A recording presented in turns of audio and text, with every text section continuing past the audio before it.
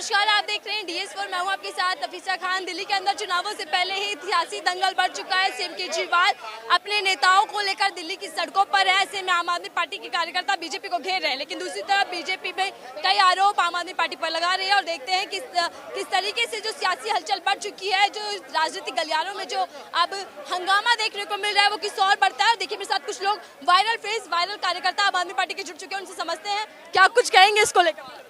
देखिए, ये तानाशाही का जीता जागता सबूत है।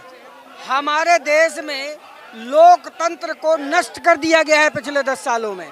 आप याद करिए 2014 से पहले कम से कम इतनी गनीमत थी लोकतंत्र में कि पहले प्रोटेस्ट किया जाता था, प्रोटेस्ट कॉल को बुलाया जाता था और इसके बाद पुलिस वाले आते थे और एक सांकेतिक रूप से हम लोगों के साथ हाथापाई करते थे और हमको बाहर कर दिया जाता था। आज तो हमें जाने तक नहीं दिया जा रहा है। तो इससे साफ पता चलता है कि नरेंद्र मोदी तानाशाही से इस देश को चलाना चाहते हैं। उनका ना लोकतंत्र में कोई विश्वास है और ना ही उनका जो है संविधान में कोई विश्वास है। इसीलिए पिछले 10 सालों में जब भी मौका आया है उन्होंने ये साबित किया है कि हमारा जो है लोकतंत्र में कोई विश्वास नहीं है। ऐसे हैं हमारे देश के प्रधानमंत्री और उनकी भारतीय जनता पार्टी, और ये इसका जीता जागता सबूत है। हमारे पार्टी के साथ उन्होंने सुपारी ले रखी है, जैसे 10 साल में वो आज तक किसी भी राजनीतिक पार्टी के नेताओं से नहीं डरे जितने वो हमारे केजरीवाल जी से डरे हुए हैं। चर्चा आगे बढ़ाए उससे पहले देखिए अनाउंसमेंट चल रहा है कि धारा 144 यहाँ पर लगी हुई है, वापस चले जाइए नहीं तो कानूनी एक्शन लिया जाए। अरे हम कानूनी एक्शन से डरते थोड़ी हैं। 144 धारा तो कहाँ लगाई जाती है? हम कौन सा उल्लंघन कर रहे हैं? हम तो हाथ जोड़ के विनती करके आह्वान करके हम सिर्फ इतना कह रहे हैं कि लीजिए हमको गिरफ्तार। अरे हम तो जो स्वयं गिरफ्तार होने आया है, जो स्वयं जेल में जाने को तैयार बैठा है, उसको ये माइक से ललकारेंगे? हम ललकारते हैं आज, हमें गिरफ्तार करके दिखाओ और हमें जेल में डाल के दिखाओ। हम जेल जाने को तैयार हैं। अरे हम क्रांतिकारी आंदोलनकारी नेता हैं। अरे हम क्रांति की कोख से पैदा हुए हैं, आंदोलन की कोख से पैदा हुए नेता हैं। आज इस देश में मैं देशवासियों का आह्वान करता हूं, इस देश की जनता को सुनाना चाहता हूं। इस देश की जनता को पिछले 10 वर्षों में लोकतंत्र और संविधान की जिस प्रकार से हत्या की गई है, ये हत्या अब बर्दाश्त नहीं होगी। आगामी 4 जून भ्रष्टाचार का और साथ ही साथ महिला के साथ बदसलूकी का है। आप सड़कों पर हैं, बताइए, कम से कम आपको तो महिला सांसद का साथ देना चाहिए। मोदी जी अगर ये बात भूल रहे हो, उनका जो है प्रसन्न रवन्ना, जिसके लिए उन्होंने वोट मांगा, जिसने 3000 से ज्यादा मेरी माताओं मेरी बहनों के साथ किया, उसे जो है विदेश भगाने वाला काम किया है। और मेरी अंतर्राष्ट्रीय महिला रेसलर जिनको जो है रोड पे सड़क पे उनकी इज्जत तार करी गई, उनके साथ वाला ब्रजभूषण आज उनकी शरण में उनको शरणागत दिए हुए हैं। इसके अतिरिक्त आज बनारस जहां उनकी संसदीय लोकसभा सीट है, वहां से उन्हीं के 3 नेता युवा नेता उन्होंने एक लड़की को तरेआम जो है छेड़खानी करी, बलात्कार किया उनके साथ, और उनको जो है आज तक क्या हुआ? उनको जेल में डाला? नहीं डाला। हमको इतिहास बताएगी। अरे ऐसा लगता है ओसामा बिन लादेन वो श्रीमद् भागवत गीता पे उपदेश दे रहा है। ये ऐसी है भारतीय जनता पार्टी। आपके पास सर जेल का जवाब वोट से तो कैंपेन चलाई जा रही थी और कहीं ना कहीं इसको फायदा भी आप लोगों को मिल रहा है, लेकिन अब ये क्या है कि गिरफ्तारी देने आप लोग? देखिए, जब से पार्टी बनी है 2014 से, चाहे वो बिन्नी जी हो, चाहे साजिया जी हो, चाहे विश्वास जी हो, चाहे जोगेंद्र यादव जी हो, बहुत सारे लोग ऐसे पार्टी में थे जिन्होंने पार्टी के पीठ में छुरा घोंपने का काम किया है। जब पार्टी के ऊपर संकट आया है, जब पार्टी को बचाने की नौबत आई है, उस समय वो लोग विरोध में खड़े हो गए हैं। पार्टी में 2 तरीके के नेता और कार्यकर्ता है। एक तो नेता या कार्यकर्ता वह है जो पार्टी को बचाने के लिए तन मन धन से सुबह से शाम तक लगा हुआ है।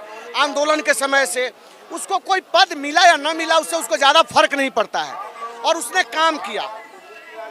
जब चुनाव आता है, चाहे दिल्ली का विधानसभा का चुनाव हो, चाहे MCD का चुनाव हो, चाहे लोकसभा का चुनाव हो, एक आदमी को खड़ा करते हैं बीजेपी वाले।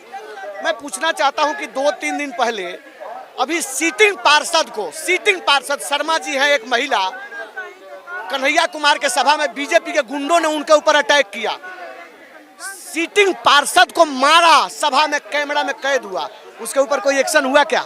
नहीं एक्शन हुआ ना। और एक मुख्यमंत्री के घर में कोई महिला, चाहे पार्टी का ही हो चाहे कोई भी हो, अगर कोई जबरदस्ती घुसता है और रोकने, अगर जिसकी ड्यूटी है रोकने का, रोक देगा तो कोई गुनाहगार है क्या? ये बहुत सोची समझी साजिश है। क्योंकि जिसको मोदी जी कहते हैं कि कसैली जैसी पार्टी, उस कसैली जैसी पार्टी उनके दांतों तक खटक रही है। सुपारी जैसी जो पार्टी है ना, कसैली वाली और सुपारी वाली, उनके दांतों के पास खटक रही है। क्योंकि अब देश जिस वेब में चल चुका है, कि इंडिया गठबंधन 350 से ऊपर सीटों पर जीत रही है। आम आदमी पार्टी जो 22 सीटों पर चुनाव लड़ रही है, वो भी 20 से ऊपर का आंकड़ा छू रही है। तो आज के डेट में मोदी जी बौखलाए हुए हैं, क्योंकि उनका आंकड़ा 140 से लेकर 190 के बीच में फंस रहा है कहीं ना कहीं। यहाँ तो मामला दूसरा है जिस पर बीजेपी आपको घेर रही है। वो क्या घेरेगी? मैंने तो आपसे कहा ना कि बीजेपी के गुंडों ने सीटिंग पार्षद के ऊपर हाथापाई किया, सभा में वीडियो बना हुआ है, कन्हैया कुमार को थप्पड़ मारा, तब तो पुलिस दिखाई नहीं दी।